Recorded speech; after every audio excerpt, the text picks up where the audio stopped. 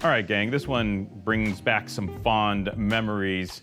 You know, before you get into the wine business, there's always a couple wines you have here and there that you're kind of like, ooh, wine can taste like that, right? And we all have had those experiences, and I can tell you all the wines that were those, ooh, wine tastes like that type wines that I enjoyed even in my teens, that guided me to a career in the wine business. So today we're kind of focusing on one of those wines, that particular genre of wine, because I remember distinctly back in, it was like 1980, a while ago, and I remember going out to a fancy dinner with my parents. And my folks, I had already kind of started working at this gourmet grocery store at the time, and my folks were like, okay, you pick the wine. And I was like 16 years old. My folks were telling me to pick the wine off the list. I was like, okay, I got this. And what did I see at the store that I know really well? Not crazy expensive, because my parents weren't rolling in dough. So I picked the Chateau Montcontour Vouvray.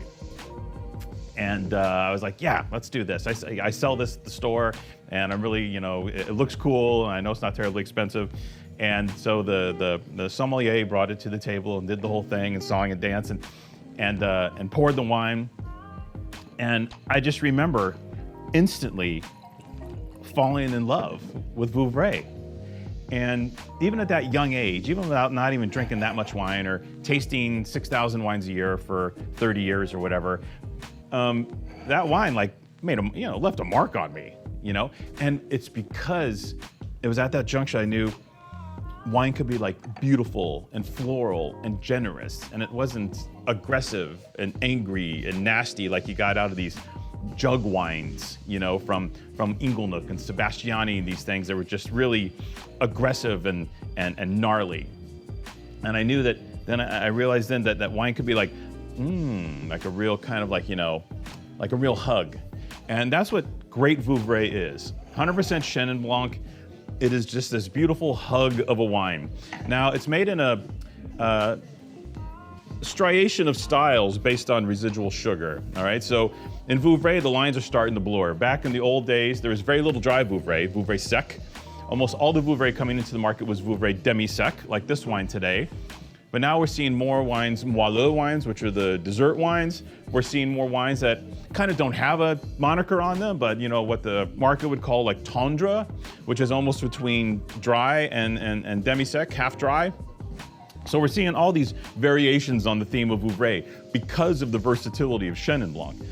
We've always said Chenin Blanc is one of the most versatile wines on the planet. Can be made dry, can be made sweet, goes with any cuisine on the planet. It is the chameleon of white wine grapes. You know, Chardonnay has a lane, Riesling kind of has a lane. Chenin has no lanes. Chenin goes anywhere you want it to go, and it's happy to do it.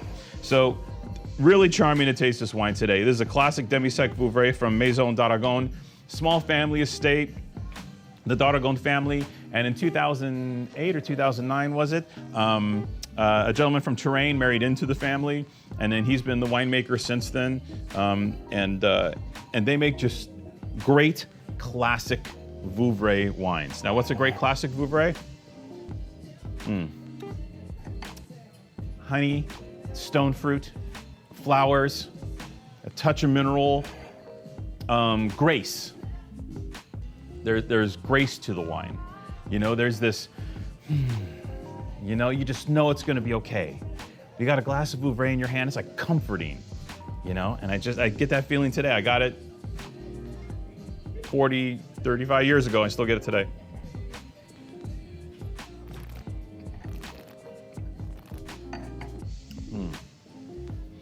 So easy, so soft, tender, juicy, but with cut. And what happens is the good Vouvrays, even the demi-sec styles, this one's lightly fruity, not sweet. Let's pull sweet out of the equation. This is not a sweet wine. It is a lightly fruity wine and has this wonderful tang on the finish. Some Vouvrays can be a bit mawkish on the end if you're gonna penalize Vouvray for something. They can be a bit too easy on the finish. Here, we have a great center, and then the wine has this fabulous cut, tightens up almost in this tropically citrusy sort of way that really cleans up the palate and just makes you just want to drink the whole bottle like in 12 seconds. Are we still filming? Because okay, I want to keep drinking this. Is that okay? I'm gonna keep drinking. Delicious. You know, lastly, before I forget, this has one of the best scores you can possibly get, and we've talked about this before. You know, there's this Decanter World Wine Awards, which I think is arguably one of the greatest wine tasting competitions in the world because, as we stated before in some other pieces, they don't have any Tom, Dick, and Harry at this competition. The people that get invited to judge at the Decanter World Wine Awards are serious gear. Heavy-duty sommeliers, master sommeliers, masters of wine, experts in their particular genre of wine, i.e., and I'll just throw this out there, a cat from Temecula that makes Barbera will not be reviewing Burgundy. You know what I'm saying? Which that can happen in some competitions here in America, unfortunately. They could have great palates, but kind of, again, knowing your lane. And in this case, the British set it up so it's all kind of rock stars within their respective categories reviewing these wines. They taste everything blind, and then they go through and they retaste everything again blind. And then they run up the ladder to another group of rock star tasters, and then that gets tasted blind. And from there, that's when these scores, et cetera, come out. So when a wine like this in this price point gets 95 points from the Decanter World Wine Awards, which by the way, they don't go past 97. They might have handed out a 98, right? But there's never a 99 or 100 at the Decanter World Wine Awards. It just doesn't exist because at some point, there's someone on the panel will be like, yeah, it's not a perfect wine, this is the score. So what happens is when you get a 95, that means you have half a dozen, 10 rockstar palates tasting this wine blind going like, hell yeah, this is serious gear without looking at the label. Because a lot of us can still drink the labels nowadays. Non-blind tasting can result in scores that maybe aren't apropos for the particular wine, but maybe apropos for the particular domain or chateau at a particular time based on the label on the bottle. And in this case, all that gets eliminated. So you see some real surprises pop out. In this case, Maison d'Aragon's Vouvray, 95 points to Decanter World Wine Awards, tasted blind, and the wine hits your shelf at 15 bucks. 15 bucks, baby. So I know it's a bit long-winded, but kind of had to degas that whole personal story there. That was really fun to share. And now you can just watch me drink the rest of this.